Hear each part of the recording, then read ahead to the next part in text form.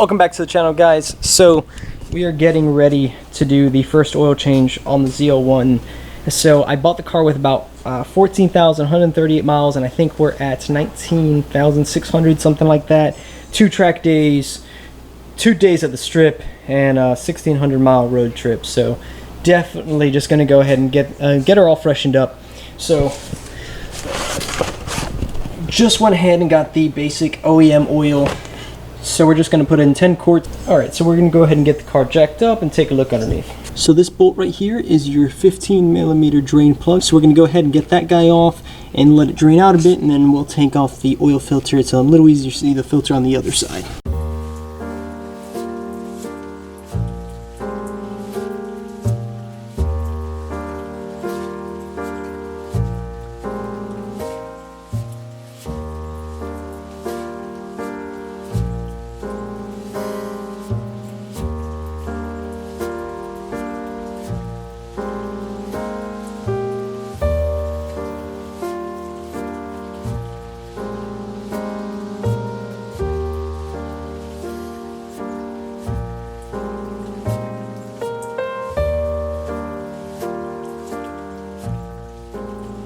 Alright guys, it's time to take out the filter. See if we can get a hold of this guy here. Oh, yes.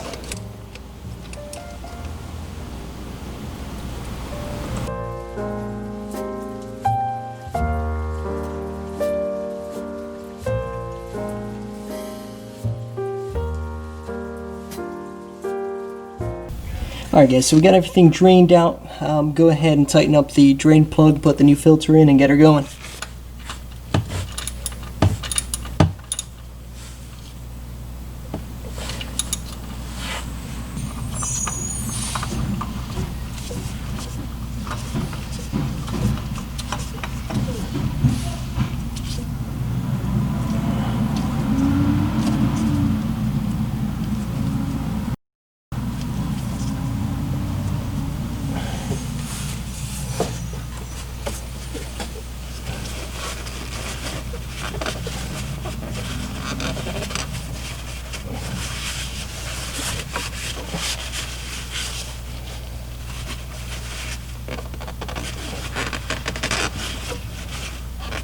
This is going to be a really slow process.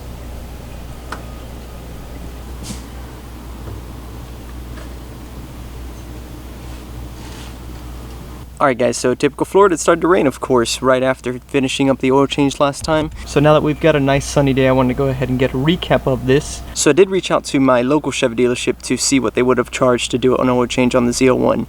And it was a little higher than I anticipated, $129.95. plus tax.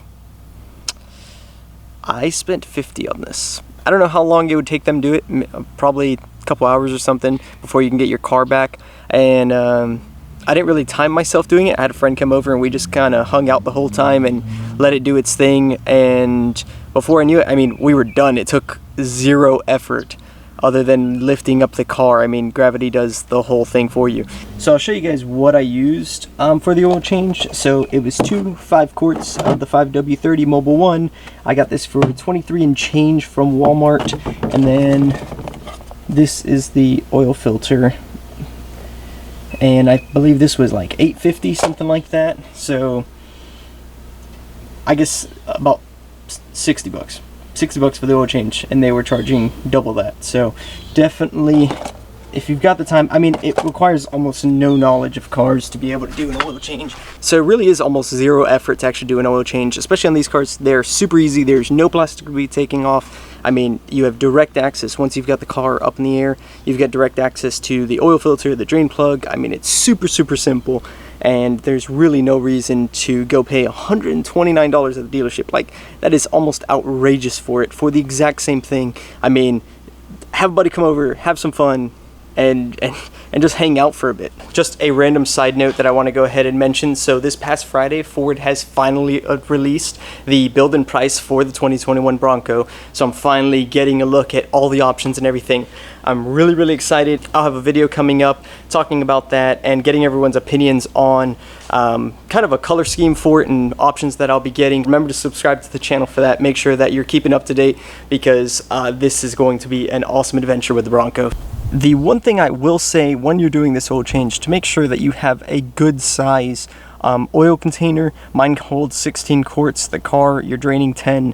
That's a lot. I'm not really sure what the average is. That might be a big container, it might be a normal size, I'm not sure. Just make sure that you have got a container with at least a little more than 10. You don't want to fill it all the way up to the edge, so just make sure you have a good sized container to be able to hold all that oil, and you won't have a problem. I mean, it's very simple to jack up. Talking about jacking up, there are these pinch weld adapters which I ordered, and I'm impatient, so I couldn't wait for them to come in. Oh, plane going by. So I'm impatient. I couldn't wait for them to come in. But there's these pinch weld adapters that actually go at the end of the jack stands to just help out jacking it up, and it's made perfect for it. I got them from ZL1 add-ons. I think they were like 60, 70 bucks, something like that. It's kind of high. There are alternatives on Amazon that are cheaper. When I was looking on the forums that bought these things, I didn't see anyone on the ZL1 pages that had them, and I really didn't want to be the guy to find out whether they were good or not. So I was just like, you know what? I mean, you spent the money on the car, you might as well spend the 70 bucks on those adapters to make sure that you are just going to be completely fine if you undo that. I mean, there was no problem with the jack going up there. A little peace of mind for having that adapter there. So it's pretty much a U shape that goes around that pinch weld, and it's formatted so that it can hold with the jack. I'm not sure if you're going to be able to see down there, but I'm one of those really obnoxiously cautious people, and I've been checking every day. I put a cardboard underneath my car to make sure that it was not leaking. So far so good. Hoping that it stays that way. I mean, I've driven it about maybe 100 miles since the oil change, and she's holding up very well. Alright guys, thank you so much for watching. Be sure to subscribe to the channel and turn on the bell notifications so you know when the videos go live, and I'll catch y'all later.